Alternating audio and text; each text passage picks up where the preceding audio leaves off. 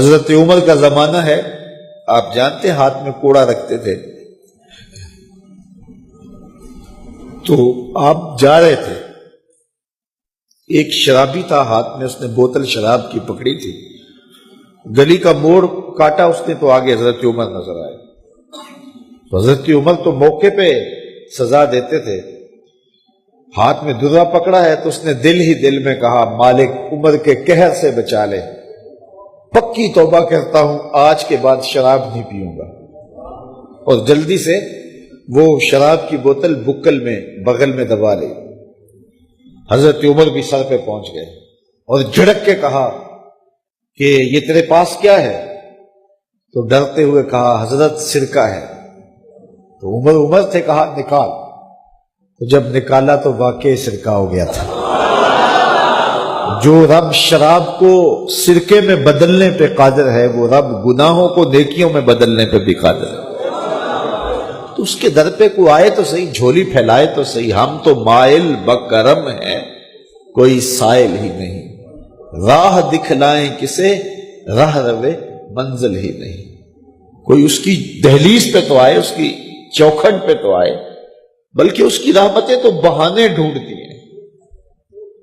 بشر حافی ایک بہت بڑے شرابی تھے اور زندگی شراب کے نشے میں دھت گزرتی تھی۔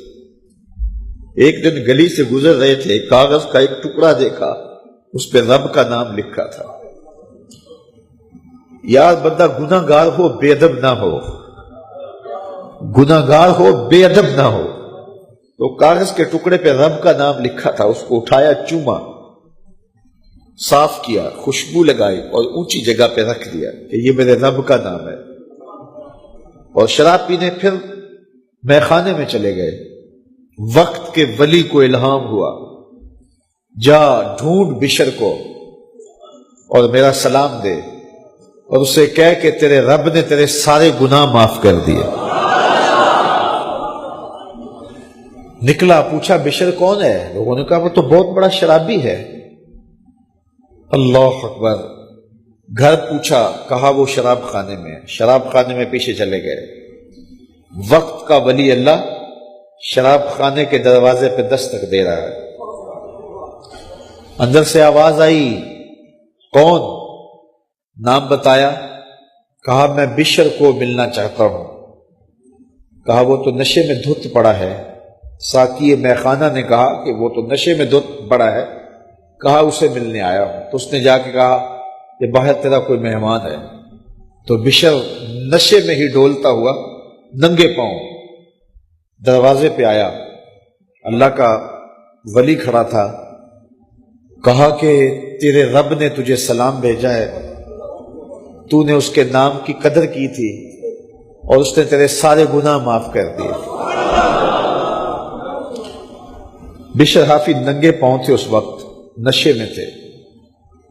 نشہ شراب کا تھا، لیکن رب کا سلام آیا تو یہ نشہ اس سے بھی اوپر تھا۔ جھوم اٹھے اور کہا کہ میں اب رب کا سلام آیا ہے تو اب میں ننگے پاؤں تھا، اب ساری زندگی میں جوتا نہیں پہنوں گا۔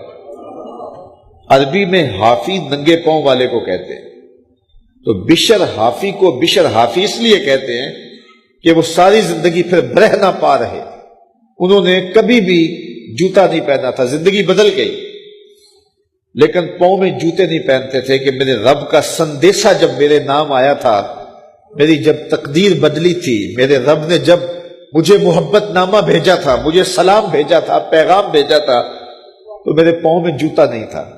تو بشر حافی جوتا نہیں پہنتے تھے، تو رب نے کرم یہ کیا کہ بشر حافی نے گھر سے مسجد میں جانے کے لیے جو راستہ اختیار کرنا ہوتا تھا، اس راستے پر جانور گوبر نہیں کیا کرتے تھے، جانور لیت نہیں کیا کرتے تھے۔ یہ بشر حافی کی گزرگاہ ہے۔ ایک دن ایک شخص آیا تو جس راستے سے بشر حافی گزرتے تھے تو وہاں کسی جانور کا گوبر پڑا ہوا تھا، تو اس نے بلند آواز سے کہا ایھا الناس، لوگوں سن لو، بشر حافی انتقال کر گئے۔ لوگوں نے کہا تمہیں کس نے بتایا ہے؟ کہا یہ گوبر پڑا ہوا ہے، اس کا مطلب ہے کہ آج بشر حافی اس گلی سے نہیں گزریں گے۔ تو جب پتہ کیا گیا تو حضرت بشر حافی کا واقعہ انتقال ہو گیا. کوئی سچی توبہ کرے تو صحیح، کوئی اس کی دہلیز تو آئے تو صحیح. ہم تو مائل بکرم ہیں، کوئی سائل ہی نہیں، راہ دکھلائیں کسے راہ روے منزل ہی نہیں. کوئی جھولی تو پھیلائے وہ تو کریم ہے، اس کی تو رحمتیں آواز دے رہی ہیں، یا ایھا الانسان ما غرک بربک الکریم. او بھاگے ہوئے انسان، آجا پلٹ کے، تیرا رب بڑا کریم ہے.